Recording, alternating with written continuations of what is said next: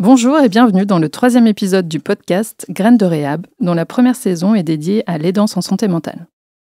Dans les 2 premiers épisodes, on est allé à la rencontre de Véronique qui nous a partagé son parcours en tant qu'aidante et personne accompagnée, puis à la rencontre de professionnels de santé de l'unité d'aide aux aidants.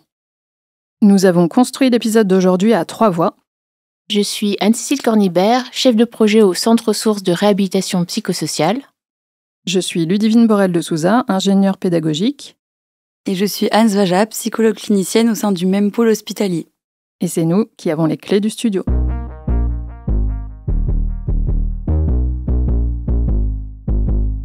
Pour ce 3e épisode, nous avons souhaité nous intéresser aux femmes proches aidantes. Autrement dit, explorer cette thématique à l'aune du genre. Nous avons contacté l'association lyonnaise La Pause Brindille, qui soutient les jeunes aidants confrontés à la maladie, au handicap ou à l'addiction d'un proche. Et lors de cet épisode, nous entendrons le témoignage d'Alice, qui est membre de l'association.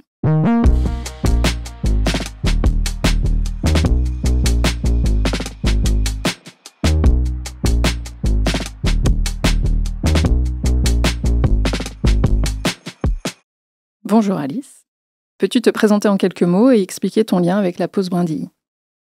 Bonjour, donc je m'appelle Alice, je vais avoir 30 ans dans très peu de temps et en fait je connais La Pause Brindille depuis quelques années.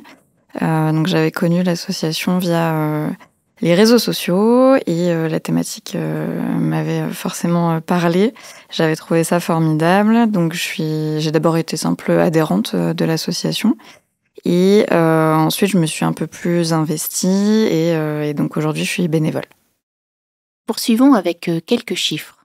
En France, 11 millions d'hommes, et surtout de femmes, sont amenés à veiller sur un proche malade ou en situation de handicap. Alice, peux-tu nous décrire ton expérience de l'aidance en santé mentale ? Donc moi, j'ai une maman qui est diagnostiquée bipolaire depuis qu'elle a une vingtaine d'années. Donc aujourd'hui, elle en a un peu plus de 60. Et concrètement, moi, j'ai été aidante plus impactée et plus mobilisée, on va dire, depuis que j'ai à peu près 17-18 ans. Déjà parce que j'étais en âge de réaliser un peu plus ce que voulait dire concrètement son état, mon rôle à moi aussi. Et puis, parce que sur ces 10-15 dernières années, les crises et les différentes phases se sont enchaînées, ainsi que les hospitalisations. Et donc, je suis fille unique, donc c'est moi qui étais à ce moment-là en premier plan, en alternance avec mes 2 tantes, donc ces 2 sœurs. Et donc concrètement, j'ai en fait été là avant, pendant et après des hospitalisations en hôpital psychiatrique. J'ai été là en pointillé aussi à d'autres stades de la maladie. Donc quand ça précède une hospitalisation, quelle que soit la phase, des fois, elle m'appelle beaucoup, donc je réponds au téléphone. Je vais un peu plus la voir, poursuivre son état. Pendant l'hospitalisation, parfois ça a été moi qui ai dû la faire hospitaliser sous contrainte. Je lui ai rendu visite bien sûr pendant les hospitalisations. Pendant les hospitalisations, il faut aussi gérer tout ce qui est les vêtements, lui apporter des choses, ce genre de choses. Et puis après les hospitalisations, c'est aussi d'être beaucoup en hypervigilance sur son état pour voir comment son état évolue ou pas. Être en lien avec les professionnels de santé, s'assurer qu'elle a un suivi après sa sortie.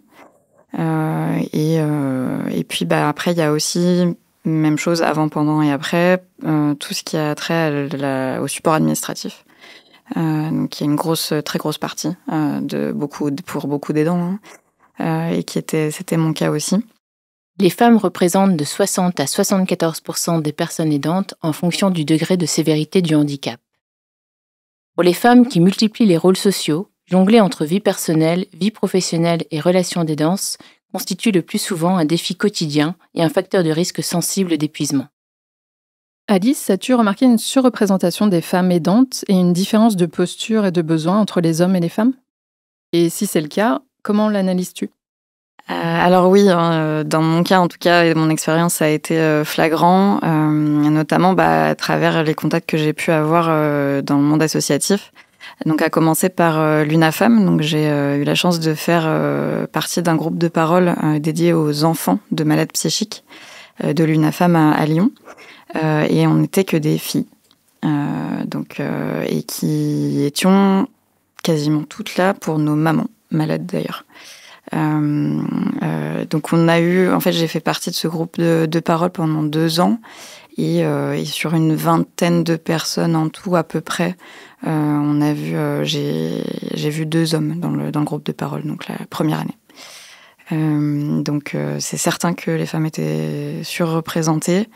Qui plus est, elles, dans leur position souvent de maman elles-mêmes, ont d'autres responsabilités en plus de celles de l'aidance. Clairement, elles avaient des difficultés impressionnantes, alors que moi, je n'avais pas. Mais moi, j'avais quand même un travail, et puis on y reviendra, je pense, qui me prenait pas mal de temps. Jongler entre le travail, l'aidance et potentiellement un rôle de maman, c'est vraiment très difficile pour toutes ces femmes. Les besoins, du coup, je pense qu'ils sont différents. En effet, il y en a certains qui se rejoignent. Je pense à un soutien psychologique, le fait de ne pas être seul, d'être avec des gens qui vivent la même chose, ça se retrouvera, je pense, chez tous les genres. Mais c'est vrai que les femmes, je pense, ont besoin de davantage de soutien par rapport à tous les défis auxquels elles font face. Dans les secteurs de la santé, du social et médico-social, appelés aussi métiers du care, 80 à 90% des emplois sont occupés par des femmes. Aides-soignantes, assistantes sociales, éducatrices spécialisées, conseillères en économie sociale et familiale. Ces emplois sont socialement dévalorisés et donc mal rémunérés. En parallèle à ces inégalités salariales, les possibilités d'évolution de carrière et d'accès à des postes à responsabilité sont limitées. Les femmes qui occupent ces postes subissent donc un manque de reconnaissance et de valorisation de leur métier. Pourtant, les métiers du médico-psychosocial sont essentiels à la société, en particulier en temps de crise, comme l'a rappelé la pandémie de Covid-19. Les métiers du soin et de l'accompagnement reposent sur des dynamiques de genre qui assignent les femmes au travail du care. Les femmes sont associées à la sphère domestique et aux soins des personnes. Cette association repose sur les stéréotypes de genre. On attribue aux femmes des qualités d'écoute, d'empathie, d'attention à l'autre ou encore de maternage. Ces caractéristiques, jugées nécessaires à l'exercice de ces professions, sont perçues comme innées chez les femmes. La dévalorisation de ces métiers repose notamment sur cette vision des compétences supposées naturelles et féminines, plutôt que comme des savoir-faire acquis et valorisables. Ces représentations renforcent l'idée que les femmes seraient prédisposées à prendre soin des autres, ce qui justifierait ainsi leur forte présence dans ces secteurs. Alice, est-ce que tes proches te considèrent comme aidante et est-ce que ce rôle s'est imposé à toi ? Alors, je dirais que l'aidance, ça a été vraiment un parcours avec beaucoup d'étapes. Et donc moi, je me suis pas toujours reconnue dans ce rôle-là. Et mes proches ne m'ont pas toujours reconnue dans ce rôle-là, ou du moins n'ont pas compris l'étendue de mon rôle et de l'impact aussi que ça pouvait avoir. Quand j'étais jeune, en fait, oui, en effet, il s'est imposé à moi, pas parce que j'étais forcément femme et fille, mais parce que j'étais fille unique. Et donc d'autres membres de ma famille ont par ailleurs des soucis de santé mentale.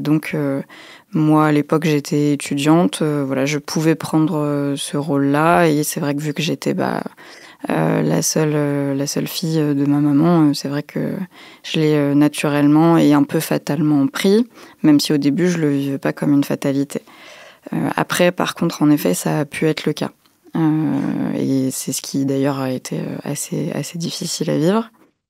Alors que j'ai découvert grâce aux professionnels de la santé mentale et aux associations que non, c'est pas une fatalité. Donc pendant plusieurs années, en fait, j'ai eu ce rôle-là au gré des différentes phases de la maladie et des crises, donc qui pouvaient des fois être très intenses pendant 1-2 ans, puis ensuite être beaucoup plus en retrait parce qu'elle était à peu près stabilisée. Et c'est vrai que jusqu'à ce que les crises surviennent de manière beaucoup plus rapprochée et de manière très violente, c'est là où mes tantes se sont rendues compte, en fait, justement de l'impact que ça pouvait avoir et que elles n'avaient pas mesuré, en fait, la gravité, entre guillemets, de ce que j'avais dû traverser et des situations auxquelles j'avais dû faire face. Sédentarité, stress, dépression, isolement social, la fonction des dents peut très sensiblement impacter la santé physique des hommes comme des femmes. Cependant, hommes et femmes sont-ils égaux quant à ces répercussions ? Comme le souligne Santé publique France, des inégalités persistantes demeurent entre hommes et femmes en matière de santé physique. Selon l'étude de santé sur l'environnement, la biosurveillance, l'activité physique et la nutrition, de 2014 à 2015, les femmes sont plus touchées par la sédentarité et sont moins nombreuses à atteindre les recommandations de 30 minutes d'activité physique d'intensité modérée à élevée par jour. Chaque année, près de 400 000 femmes sont hospitalisées à la suite d'une maladie cardiovasculaire, dont 33% avant 65 ans. C'est la première cause de mortalité féminine en France. Plus à risque, mais aussi moins bien dépistée, soignée et suivie que les hommes, car si la mortalité globale par infarctus du myocarde a diminué de près de 80% ces 30 dernières années, les femmes semblent ne pas en bénéficier. Les femmes subissent les stéréotypes à tous les niveaux. Elles se sentent moins concernées en matière de risque, ont moins accès à la prévention, et lors de la phase aiguë d'un accident cardiovasculaire, plusieurs études montrent qu'elles sont prises en charge 15 à 30 minutes plus tard que les hommes, et moins bien qu'eux. Si l'on s'attarde un instant sur les données du baromètre de Santé publique France en 2021, en moyenne, parmi les personnes âgées de 15 à 85 ans, 65% des femmes se considèrent en bonne ou très bonne santé. Quant aux hommes, on attend 71%. Parmi les 25 à 34 ans, 74% des femmes versus 82% des hommes se considèrent en bonne ou très bonne santé. Et la santé mentale dans tout ça ? Une publication de haut niveau, parue en 2023 dans la revue PNAS, a exploré les impacts des inégalités de genre sur la structure cérébrale par imagerie. 7876 IRM ont été analysés dans 29 pays différents. On a relevé des différences au niveau de 2 zones du cortex cérébral associées à la régulation des émotions, la résilience et l'estime de soi. Pour resituer d'abord ce qu'est la santé mentale, nous pouvons nous référer à la définition de l'Organisation mondiale de la santé, qui la décrit comme un état de bien-être complet, c'est-à-dire incluant le bien-être mental, certes, mais aussi le bien-être social, le bien-être physique et beaucoup d'autres choses. Donc quand on parle de santé mentale, on ne parle pas spécifiquement d'une absence de maladie, contrairement à ce que l'on peut penser, mais plutôt d'un équilibre entre différentes sphères de notre vie qui est propre à chacun. Être aidant nécessite souvent de bousculer cet équilibre parce que ce rôle implique, comme on l'a vu, d'assumer un soutien moral important et de nombreuses tâches, des démarches administratives et une aide quotidienne pour la personne aidée. C'est donc une troisième vie qui s'ajoute à la vie professionnelle et personnelle de l'aidant. Tous ces éléments font des aidants une population nettement plus concernée par une moins bonne santé mentale que la population générale. On observe davantage de signes d'épuisement, de troubles du sommeil et de troubles dépressifs notamment. Et il est parfois difficile pour cette population, souvent prise par une forme de culpabilité, d'oser demander de l'aide et donc de prendre soin de soi. Le sujet est aujourd'hui celui des femmes aidantes, et il est intéressant de considérer ce statut afin d'identifier les enjeux qui peuvent se poser en termes de santé mentale. Si on s'intéresse à la santé mentale des femmes aidantes, on constate en vérité que les facteurs de vulnérabilité sont susceptibles de se retrouver multipliés. Beaucoup d'études montrent que les femmes sont de base nettement plus susceptibles de développer des troubles de santé mentale au cours de leur vie. De manière générale, certains éléments tels que l'estime de soi, la confiance en soi ou l'affirmation de soi sont plus difficiles à atteindre. Et comme on l'a vu, elles sont également plus sujettes à des problématiques de dysrégulation émotionnelle. Elles sont aussi nettement plus concernées par les troubles anxio-dépressifs et la prévalence des idées suicidaires chez cette population, y compris les jeunes femmes, ne cesse d'augmenter. De plus, on identifie plus souvent chez les femmes que chez les hommes des schémas de fonctionnement qui les mènent à faire passer leurs besoins après ceux de leurs proches. Leur accès aux soins et à de potentiels diagnostics s'avère par conséquent souvent très retardé. Tout cela s'explique entre autres par les inégalités de genre. Les femmes, encore plus lorsqu'elles sont précaires, doivent faire face à plusieurs types de discrimination, à des injonctions implicites liées aux normes sociales, tout en assumant plusieurs rôles et tâches. Donc, chez les aidantes, les inégalités de genre, qui impactent déjà leurs ressources internes et leur santé mentale, viennent s'additionner à la condition d'aidant, ce qui peut précipiter ou renforcer l'épuisement et les troubles évoqués précédemment. Pour terminer, insistons sur l'importance de l'écoute et de l'accompagnement des aidants. Cela tend à évoluer, notamment en psychiatrie, où l'accompagnement progresse. Et les résultats sont d'ailleurs notables. On sait que ça permet par exemple la réduction du risque de troubles dépressifs de façon significative.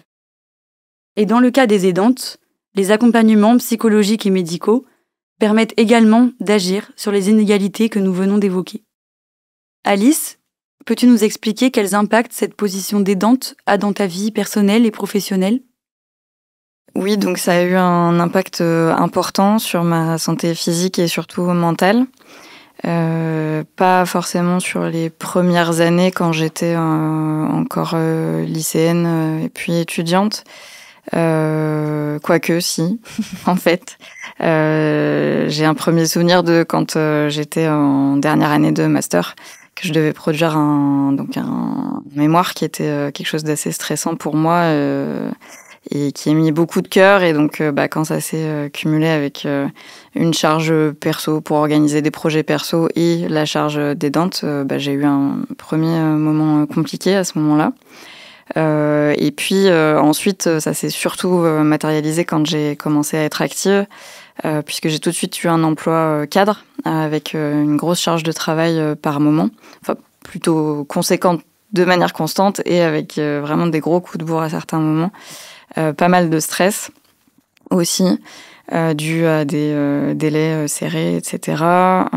Et donc, quand se sont conjugués des fois des soucis perso, sentimentaux, l'aidance et une grosse charge de travail et de stress, ça a fait vraiment beaucoup trop d'un coup. Et donc là, on fait face à l'épuisement physique et mental. Ça s'est notamment matérialisé quand ma maman a subi des crises maniaques en fait dans son trouble, où là il y a une violence émotionnelle aussi qui est elle peut-être un peu spécifique à l'aidance en santé mentale d'ailleurs, dont on ne parle pas forcément. Avec ces maladies-là, on voit son proche dans un état qui est très difficile à voir. Et il se trouve que d'ailleurs, pour la personne, souvent, c'est effacé par la suite. C'est-à-dire que ma maman ne se souvient pas forcément de ces moments-là, et tant mieux pour elle, parce qu'en fait, c'est tellement violent que la psyché fait en sorte de l'effacer. Alors que pour les dents, ça reste. Donc ça a été parfois très très très difficile. Et donc j'ai eu 2 épisodes en fait de burn-out à des moments justement où j'avais des difficultés dans différentes sphères de ma vie, pro perso. Donc j'ai fait 2 burn-out suivis d'une dépression un peu résistante et donc qui persiste encore aujourd'hui, mais là ça va mieux. Et du coup, je fais le lien avec la situation des dents qui est pas forcément linéaire et qui n'est pas forcément subie.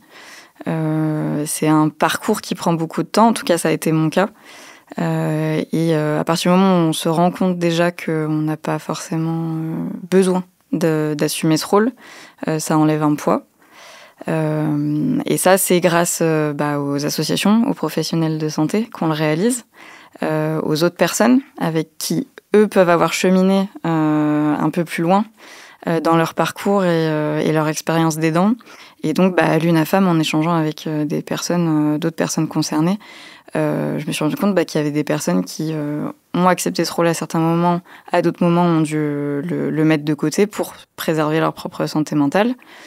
Puisque ce qu'on nous dit aussi, et ce que je dis aux auditeurs, c'est que si on ne va pas bien, on peut pas prendre soin des autres. C'est quelque chose qui revient souvent, mais c'est vrai qu'on peut passer malheureusement beaucoup de temps, voire même toute une vie, sans se l'entendre dire. Donc ça, c'est assez dramatique. Et donc, ça m'apporte aussi quand même beaucoup de positif et beaucoup de bien de faire partie, d'évoluer dans ces associations pour justement voir qu'on n'est pas seul et que nous-mêmes, on peut aider des personnes qui vivent la même chose que nous. Et quels sont tes besoins en tant qu'aidante? Et à l'inverse, qu'est-ce que l'aidance a pu t'apporter dans ta vie? Alors, mes besoins en tant qu'aidante, ça a été et c'est avant tout un relais. Un relais qui peut se matérialiser de plusieurs façons et par plusieurs parties prenantes. Un relais déjà des soignants, des services hospitaliers de l'État et des services sociaux, puisque malheureusement on en vient souvent à prendre un peu une partie du travail, de ce qui devrait être le travail de personnes professionnelles, qui est du coup vraiment problématique pour toutes les personnes concernées par cette situation. Un relais donc au niveau des services de l'État, des moyens qui sont attribués à ces services, qui sont censés prendre soin des personnes. Un relais aussi, je pense, dans la sphère professionnelle. Moi, j'avais la chance, entre guillemets, d'avoir un statut cadre et d'avoir donc un emploi du temps que je pouvais à peu près moduler, ce qui a fait que je pouvais prendre soin de mon proche, prendre soin aussi de ma santé à moi, peut-être plus facilement qu'une personne qui aurait d'autres contraintes horaires, au niveau professionnel. Et puis aussi que les personnes au travail soient sensibilisées aussi à ce que ça veut dire pour moi en tant que salarié, ce que ça nécessite comme éventuellement soutien. Donc voilà, un relais au niveau pro aussi. Et puis tout ça de toute façon c'est lié à une prise de conscience collective aussi. Et donc il faudrait aussi que le sujet soit plus visible, soit plus connu de toutes et tous, quel que soit notre rôle dans la société, qu'on soit jeune ou plus âgé. Et puis une deuxième sphère, c'est le répit. Après le relais, c'est aussi le répit. Ça revient souvent.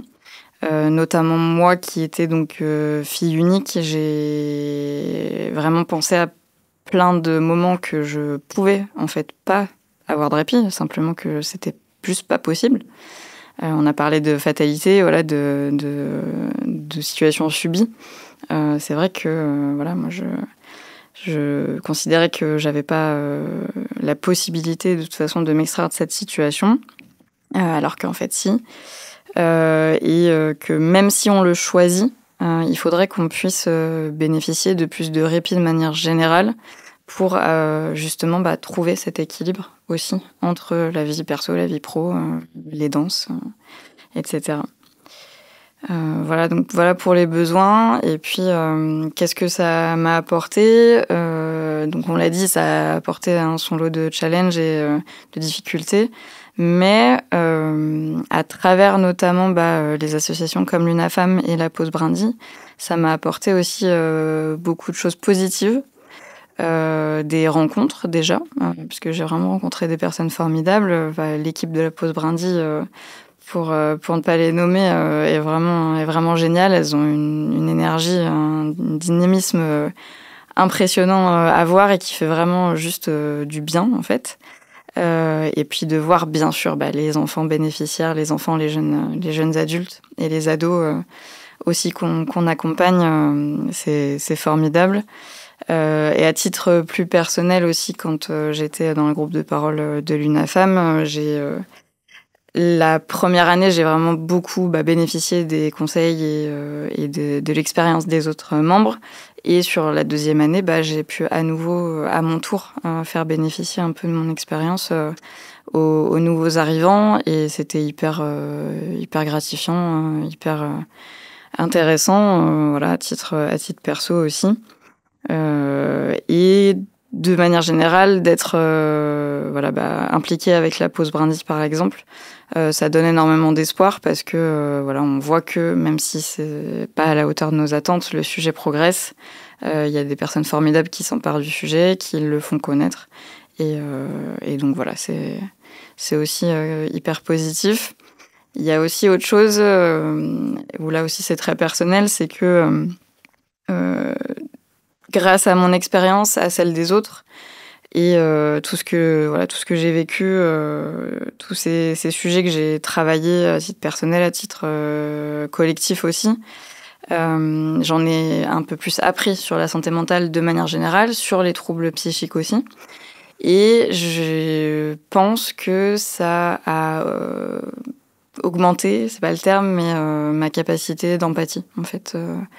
Avant, on a tous des stéréotypes, des stigmates intériorisés. On rencontre tous les jours, en tout cas dans une grande ville comme Lyon, des personnes qui sont en souffrance, clairement.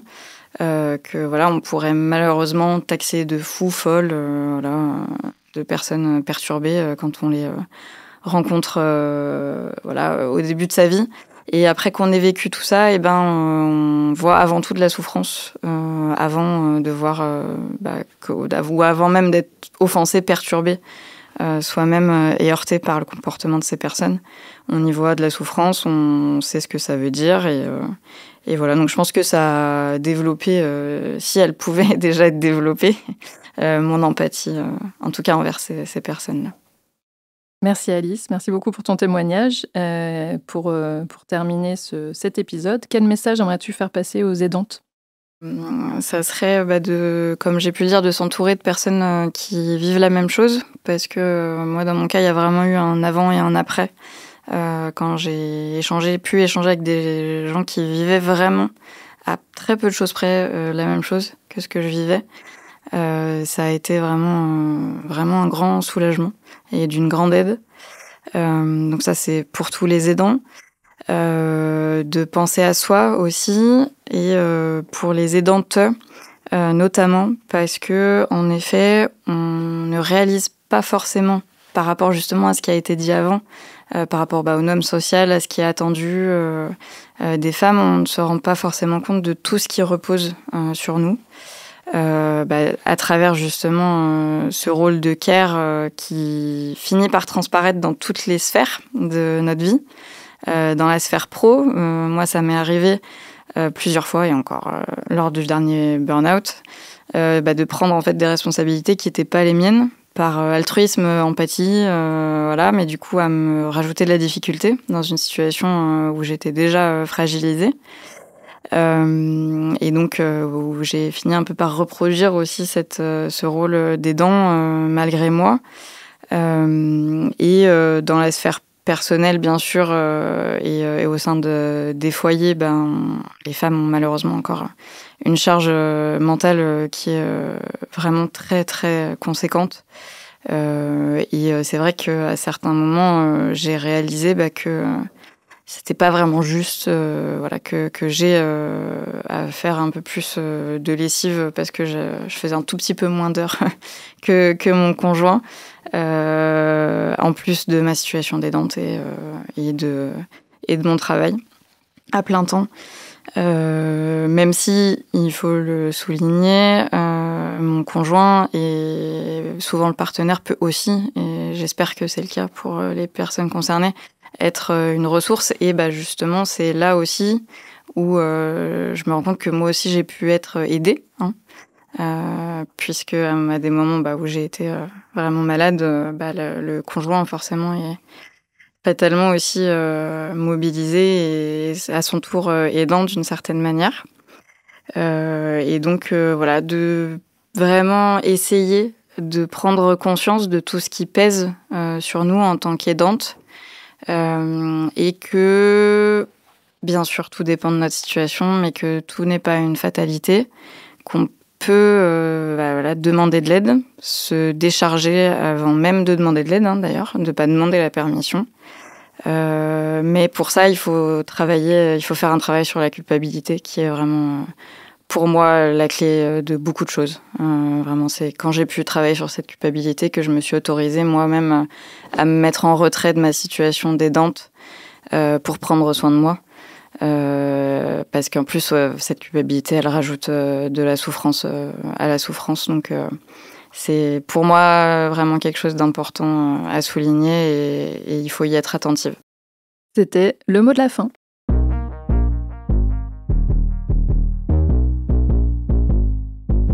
Graines de Réhab est un podcast porté par le Centre ressources de réhabilitation psychosociale rattaché au Centre hospitalier Le Vinatier, en partenariat avec le dispositif ZEST. Merci à nos partenaires, la Fondation IF, la Fondation Aesio et la Fondation de France, qui permettent le développement de ce type de projet basé sur la prise de parole. Réalisation, Enzo Moscatelli.